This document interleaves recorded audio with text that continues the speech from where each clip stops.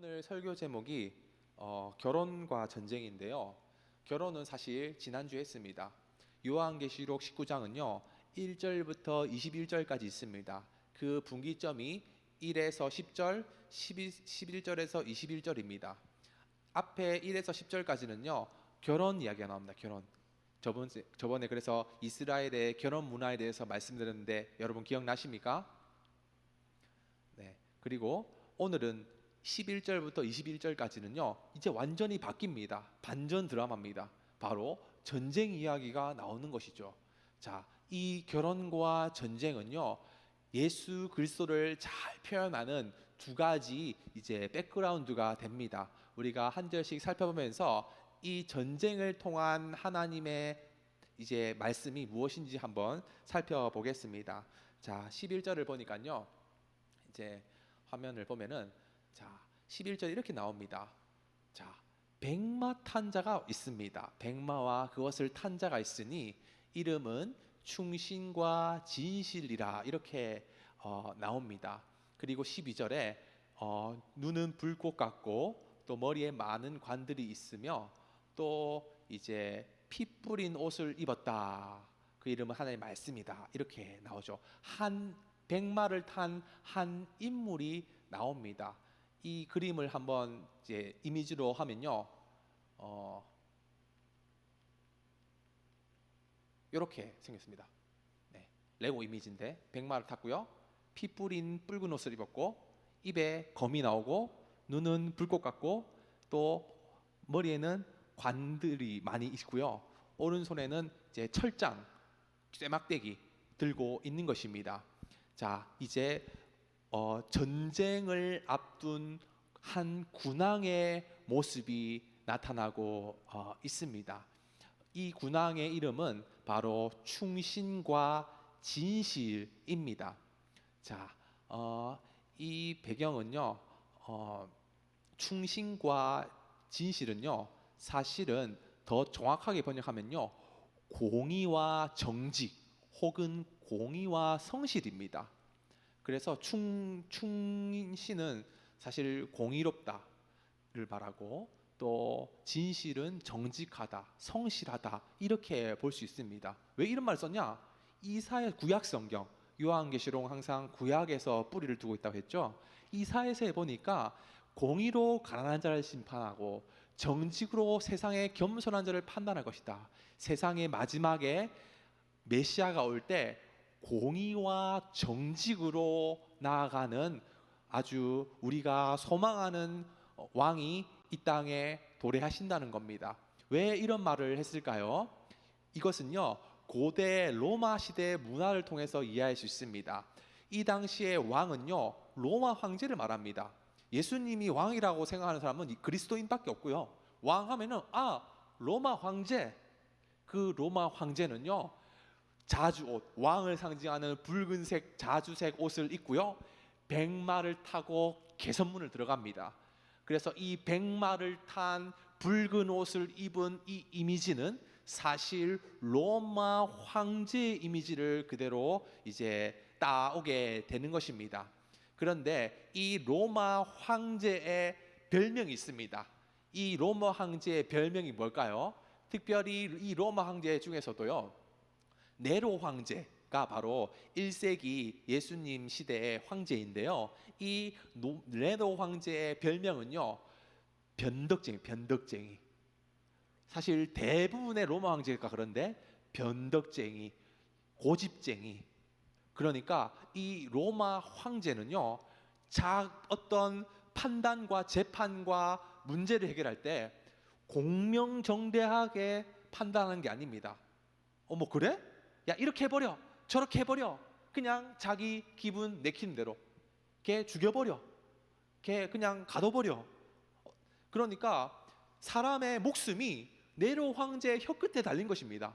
그러면은 아주 그것을 면밀하게 잘 살펴서 공의롭게 해줘야 되는데, 그냥 자신의 기분 따라 말도 바꿔버리고 자신의 그냥 뭐 상황 따라 이렇게 해버리고 저렇게 해버리니까 완전히 황제한테 가면은 그 모든 생명이 다 날아가는 것입니다. 그러니 특별히 이 당시에 박해를 받던 기독교인들은 오죽하겠습니까? 그래서 우리가 다가올 그 메시아의 이름은 어떤 이름이냐? 바로 공의와 정직, 공의와 성실이라는 이름을 붙이게 된 겁니다. 왜냐? 너무나도 이 로마 제국의 상황은 변덕이 심하고 공의롭지 불의가 심하고 정직하지 못, 거짓이 판을 넘치고 성실하지도 못하고 게으르고 온갖 악한 것들로 통치되는 이 어려운 상황 속에서 우리가 꿈꾸는 나라, 우리가 꿈꾸는 새로운 왕은 공의롭고 성실하며 그리고 정직한 왕이 오실 거라는 그런 소망을 가지고 견뎌낼 수 있었습니다. 자, 그의 눈은 횃불도 그의 눈은 횃불 같다는 것은요, 모든 세상을 다 감찰하는 눈을 갖고 있다는 건데요, 그 횃불도 구약 성경의 다니엘서 10장 6절에 그분의 전지전능함을 묘사하는 표현으로 횃불을 썼고, 요한계시록 저자도 그것을 인용한 것입니다. 이 로마 황제는요, 이제 모든 어떤 백성들의 존경의 대상, 하나님의 아들로 불림을 받았던 절대 군주였습니다. 이 자의 말 한마디에 모든 인생들이 다 서고 넘어지게 되었는데요, AD 64년에 어마무시한 일이 일어났습니다. 한번 적어볼까요? AD 64년에 보니까 이제 어떤 일이 일어났냐면은 바로 로마에 대형 화재가 일어났습니다. 그래서 로마 대화재라는 사건이 일어났는데요, 여기에 콜로세움이라든지 여러 집들이 다 불탔습니다. 왜냐하면은 이 당시에 대부분의 주택들은 다 나무로 지어졌습니다. 왜냐하면 쉽게 구할 수 있기 때문에요. 목조 건물이니 너무나도 많은 인명피해가 났습니다. 그런데 여기에 디아스포라에 또 이제 살고 있던 기독교인들이 있었는데요, 모여서 살았습니다. 그런데 공교롭게도 그 디아스포라 기독교인들이 이 산불을 피할 수 있었던 것입니다. 왜냐하면은 이 산불이 중앙에 있는 그 센트럴 강 오른편에 불이 났는데, 그 유대인 밀집 지역은 강 왼편에 있었기 때문에 불길이 강을 건너지는 못했습니다. 그래서 유대인들은 살고요, 로마의 수많은 시민권자들과 유력한 자들이 다 불탔습니다.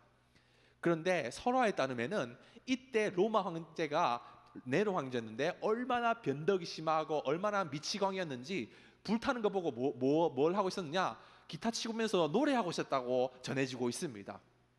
그만큼 이제 참았던 민심이 폭발하게 되는 것이죠. 저 네로 황제를 끌어내리고 새로운 정권을 수립하자, 이런 조짐이 있었습니다. 그런데 이 네로 황제가 이 정치적인 위기를 타개하는 방법이 있었습니다. 그것은 바로 정적을 설정하는 것이죠. 그건 바로 기독교인들이 그랬다. 이 방화의 주범자들을 다 크리스천들로 돌린 겁니다. 그 이유가 뭐냐? 걔네들은 다 살았다는 거예요. 강 옆에 살아서 불길이 걔네들만 다 살고, 지금 안 그래도 이 기독교인들 먹고 살기 힘드니까 불을 질렀나 보다 몰아가니까 전부 다 이 로마인들이 기독교인들을 안 그래도 핍박 가운데 살았지만 더 강한 핍박으로 끔찍한 그런 삶을 살 수밖에 없었습니다. 어떤 삶이었을까요? 기본적으로 취업 안 됩니다. 직장, 이 당시에는요, 계속 말씀드렸지만 대장장이 하려면요 헤파이스토스 신전에서 절해야 됩니다. 뭐 농사 지으려면은 데메테르 신전에서 절해야 됩니다. 포도주 쓰려면은 디오니소스 신전에 절해야 됩니까? 모든 의식주가 다 우상 숭배랑 연결되어 있는 것입니다. 취업이 안 됩니다. 세금 2배, 3배로 걷습니다. 그리스도인들은. 그리고 모든 어떤 그런 범죄로부터 더 가중한 처벌을 받습니다. 조금만 잘못해도 그냥 사형, 조금만 잘못해도 사자밥, 끔찍한 어떤, 그리고 집 못 삽니다. 다 외곽으로, 다 추방. 그래서 그 모든 삶이 다 누릴 수 없는, 문명이 극도로 발달한 찬란한 로마 제국 가운데 가장 어떠한 고통스러운 삶을 살았던 것이 바로 기독교인의 삶이었습니다. 그러니까 소망은 말씀밖에 소망이 없는 말씀은, 이 말씀이 오늘 왜 이렇게 요한계시록 19장이 왜 이렇게 거치냐, 왜 이렇게 막 폭력적이냐라고 볼 수 있잖아요. 왜냐하면 그만큼 그들에게 있어서 소망이 없었기 때문이죠. 자, 이 하나님께서는 또 이 심판의 메시지를 통해서 그들에게 소망을 주는데요. 이 백마탄 메시아가 입에서 예리한 검이 나와서 만국을 치고 철장, 아까 쇠막대기 보셨죠? 쇠막대기로 다스리고 그리고 맹렬한 진노의 포도주의 틀을 밟겠고 그리고 아까 허벅지에 만왕양 만주의 주로 기록되어 또 있었다는 거죠. 이 포도주 틀로 밟겠다는 걸 주목해야 됩니다. 맹렬한 진노의 포도주로 내가 이 모든 열방의 이 임금들과 그 백성들을 밟겠다. 이것이 기독교인들에게는 소망이었습니다. 이것은요, 이사야서 63장에 바로 하나님이 이제 바벨론을 향한 심판을 설명할 때 포도주 틀에서 밟겠다고 이렇게 표현을 하고 있습니다. 근데 왜 포도주 틀을 밟는다고 할까요? 이 고대의 포도주를 만드는 문화를 보면 더 잘 이해할 수 있습니다. 지금은 뭐 기계로 만들고 뭐 방법이 더 최신이겠지만 이 고대 이스라엘에는요 포도를 많이 수확합니다. 석회암이 있었기 때문에 벼농사는 안 되고요 과수농사가 잘 됐는데 포도가 특히 많이 났습니다. 그런데 이 당시에 냉장고 없잖아요. 이 당시에 무슨 뭐 냉방 없잖아요. 그러니 포도를요 많이 수확하면 다 썩혀 버리게 됩니다. 그래서 방법이 뭐냐? 술로 만드는 겁니다. 포도를 많이 수확해서요 한 구덩이에 포도를 잔뜩 넣고 발로 다 짓밟습니다. 그래서 성인들이 짓밟을 때 이게 바로 포도주 틀에 짓밟는 거를 이야기합니다. 그러면은 물이 쭉 나오겠죠? 그 물이 이제 이 라인을 따라서 이제 다른 이 작은 그런 욕조에 다 담기게 됩니다. 그러면서 이 길목에다가 거름망을 다 설치하는 거름망. 그러면은 포도주 씨, 껍질, 나뭇가지, 나뭇잎은 다 걸러지고 순수한 용액만이 이제 좌우방으로 흐르게 됩니다. 그럼 그거를 병에 담아서 따뜻한 곳에 두면은 발효가 되어 포도주가 되어 유통기한이 길게 되는 것이죠. 그래서 이 포도주 문화를 통해서 하나님이 이 백성들에게 심판의 말씀을 전해주고 있었습니다. 그래서 이 포도주를 받는 거는요 악인들에게는 심판이지만 백성들에게는 뭘까요? 큰 잔치입니다. 포도주는 철마다 수확하는 겁니다. 딱 그 시점에 가을에 9월에 딱 그 철에 수확을 할 때 잔치가 벌어지는 거죠. 왜냐하면 잔뜩 맛있는 포도 음료를 먹을 수 있는 큰 잔치의 시간입니다. 악인에게는 심판이요 믿는 사람들에게는 잔칫날이 바로 마지막 때 주님 오실 날의 상황이라는 것이죠. 그러면서 이제부터 끔찍한 말이 나옵니다. 18절에 보니까 살을 먹는다는 거예요. 왕의 살, 장군의 살, 장사치들의 살, 다 살을 먹는다 하죠. 그리고 또 사방에 모여서 또 살을 먹는다. 그리고 이것들이 또 이제 에스겔서 39장에 나오는 심판, 또 바벨론의 심판의 때 이제 각종 사람들의 살을 먹는다는, 피를 마시고 살을 먹는다는 표현이 나옵니다. 왜 이렇게 끔찍한 표현이 나올까요? 다른 표현도 많은데 이 표현은요 공중의 새들이 그 죽은 시체들의 살을 파먹는 이미지를 보여주는 겁니다. 여러분, 예수님이 십자가에 못 박여 죽었을 때요 십자가도 단계별로 순서가 있습니다. 첫 번째 순서는 바로 채찍질입니다. 40의 하나 가만매 39대를 등과 엉덩이와 허벅지를 때려서 피투성이를 만드는 게 첫 번째입니다. 허우대 멀쩡하게 십자가 못 박히면은 안 죽잖아요. 이미 반 죽여 놓는 겁니다. 두 번째가 십자가를 메고 골고다 언덕까지 가게 만듭니다. 다 자기가 이고 지고 하면서, 그러면서 체력을 다 완전히 바닥을 내놓은 것이죠. 3단계가 손과 발에 못을 박아서 매달아 두는 겁니다. 그러면은 그 채찍에 맞았던 그 상처로 인해서 피와 물이 점점 흘러내려서 탈수 증세가 일어나게 됩니다. 그리고 손과 발에 못을 박아 매달았기 때문에 호흡 곤란이 일어나게 됩니다. 그러니까 탈수 증세와 호흡 곤란을 양쪽에서 가해서 목숨을 더 빨리 이제 빼앗아 가는 거죠. 근데 그러면서도 바로 죽는 게 아니라 서서히 진물이 점점 빠지면서 서서히 호흡을 할 수 있는 힘이 없어지면서 잔인하게 죽어가는 것입니다. 여기까지는 우리가 알고 있죠. 십자가에 못 박히는 거. 근데 사실 한 단계 더 남았습니다. 그게 뭘까요? 십자가형을 받은 사람들은요, 무덤에 묻힐 자격이 없습니다. 왜냐하면요, 죄인 중에 죄인이니까요. 그럼 무덤에 안 묻히면 어디다 묻습니까? 안 묻습니다. 그때 마지막 단계 4단계 방치합니다. 십자가는 방치하면 어떻게 될까요? 시체가 썩습니다. 부패합니다. 그러면요, 공중의 새들이 장례를 쳐주는 겁니다. 다 쪼아 먹고 완전히 부스러져서 그냥 뼈들만 주저앉게 됩니다. 그러면은 그 뼈들만 쓸어 담아서 저기 저 흰놈 골짜기 쓰레기장에 던져 놓는 것, 여기까지가 십자가형의 A부터 Z까지입니다. 그러니까 수많은 살들을 먹는다는 이 심판의 메시지가 역으로 말하면요, 얼마나 많은 그리스도인들이 이 로마 제국의 압제 가운데 십자가형으로 잔인하게 죽음을 당했는지를 역설로 보여주는 것입니다. 뿌린 대로 거두고 심은 대로 거둔다는 원리가 적용되는 거죠. 우리 믿는 사람들이 그만큼 비참하게 무덤도 없이 새들의 먹이가 되었으니 하나님께서 예수님 다시 재림하실 때 동일한 심판으로 너희들을 멸하겠다라는 하나님의 놀라운 경고의 메시지인 것입니다. 그러니까 이 메시지가 이 당시 박해받는 그리스도인들에게 소망이 될 수 있었던 것입니다. 자, 그리고 그것이 끝이 아니었습니다.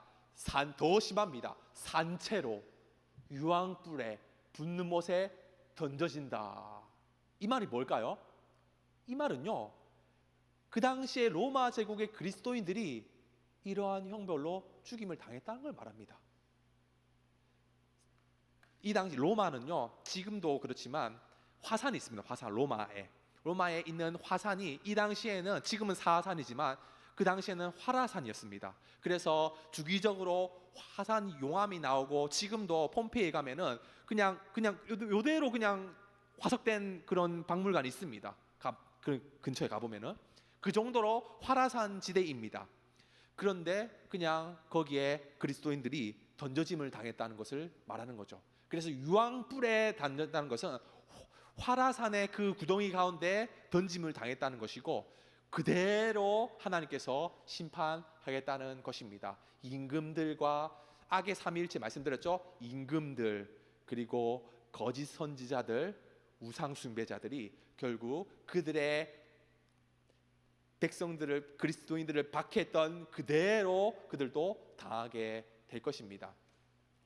이것 역시 에스겔서에서도 동일하게 불과 유황으로 심판한다는 메시지를 또한 인용을 한 것이죠. 그래서 구약의 심판의 메시지를 인용한다는 것은요, 그만큼 요한계시록 독자 유대인들에게는 강력한 메시지로 다가왔습니다. 그리고 로마인들에게는 이해하지 못하는 메시지로 돼서 교란을 할 수 있는 거죠. 이제 마지막 때가 오면요, 메시아가 오실 때는, 초림 때는 아기로 오셨습니다. 초림 때는 양으로 오셨습니다. 초림 때는 십자가 지셨습니다. 근데 예수님 한 번 더 오십니다. 두 번째 오실 때는요, 왕으로 오십니다. 칼을 뽑아 오십니다. 심판주로 오십니다. 그리고 그 말씀은요, 그 검은요, 바로 하나님의 말씀을 말합니다. 하나님의 말씀은 검과 같습니다.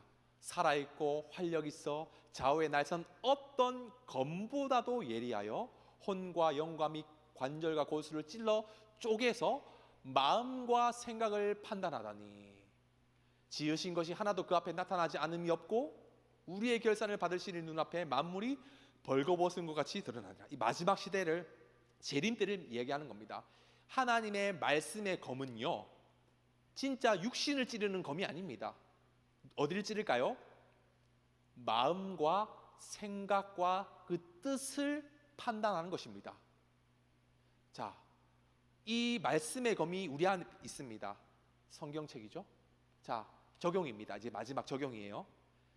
자, 조다정 내가 오늘 말씀의 검을 비춰보니까 너 회개해야겠다, 너 찔러 죽어 하면서 상대방을 찌르면 될까요, 안 될까요?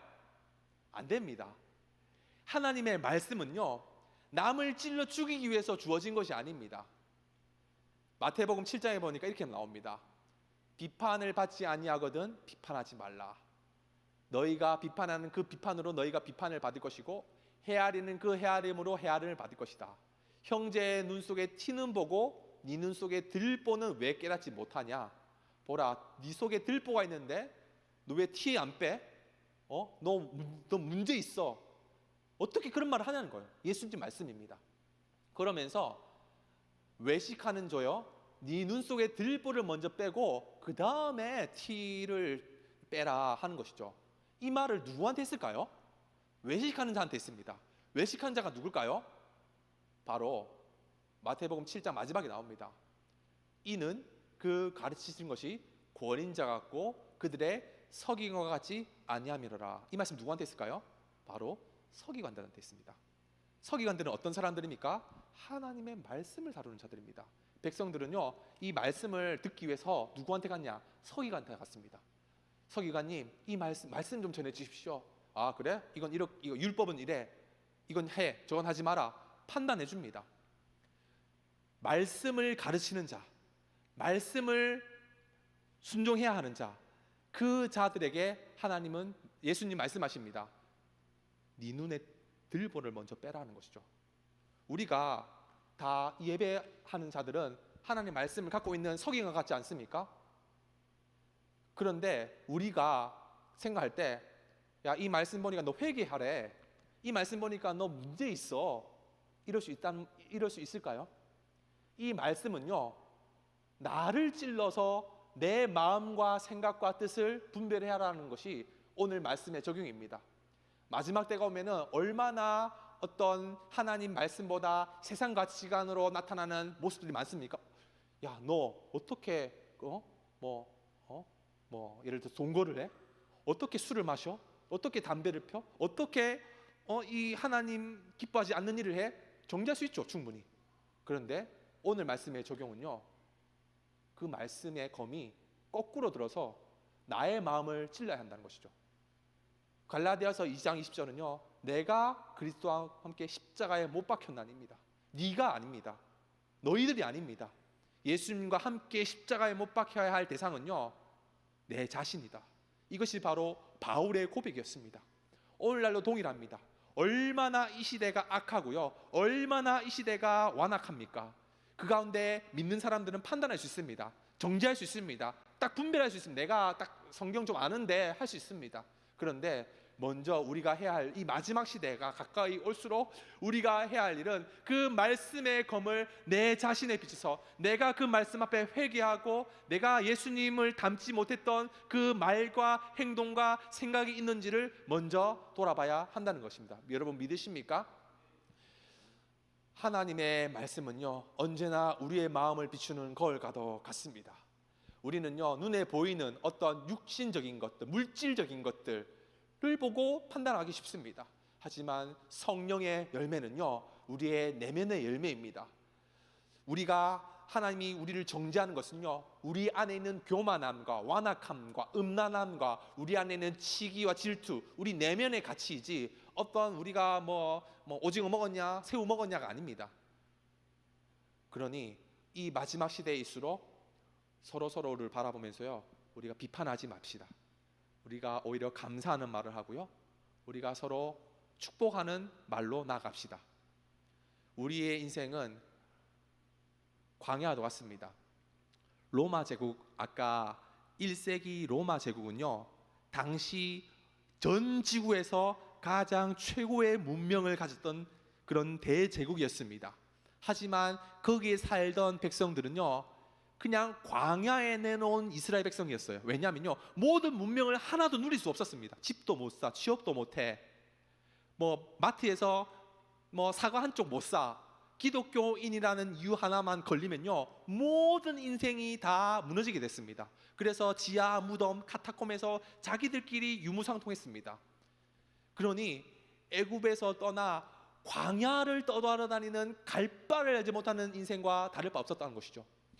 우리 인생을요, 로마 제국을하고 이 땅을 비유했을 때요, 우리는 생각합니다. 아, 최신 어떤 스마트폰 있어야 돼, 최신 차 타야 돼, 최신 어떤 이 셀럽들 물건들 이건 로마 제국의 문명을 그대로 누리겠다는 것입니다. 그런데요, 광야의 이스라엘 백성들, 그리고 초대교회 요한계시록의 이 믿음의 유대인들, 그리고 그 이후의 사람들의 모든 모습은요, 이 땅의 문명과 어떤 물질적인 행복을요 누릴 수 없는 상황 가운데 믿음으로 살았다는 것이죠. 근데 우리는 반대로 생각하죠. AI로 뭔가 세상의 어떤 좋은 것으로 다 이걸 채우겠다는 것은 사실 반대로 사는 거예요. 우리 믿음의 선배들과 반대의 모습들입니다. 지금도요, 중동이나 북한이나 중국이나 많은 믿음의 예배자들의 삶의 모습은요, 이 세상의 삶을 전혀 누릴 수 없는 위치에 있는 사람들이 되게 많습니다. 그런데 우리의 이 대한민국은 너무나도 풍족하여서 세상의 물질을 다 누리면서도 믿음으로 살겠다고 생각할 수 있는데, 사실은 그거는 이 믿음의 선배들의 모습과는 다르다는 것이죠. 그러니 그 말은 뭐냐? 자족하는 삶을 살라는 것이 또한 오늘 말씀의 적용입니다. 먹을 것과 입을 것이 있으면은 감사합니다. 자족합니다. 이러한 고백으로 나가기 바랍니다. 아, 이것밖에 안 돼?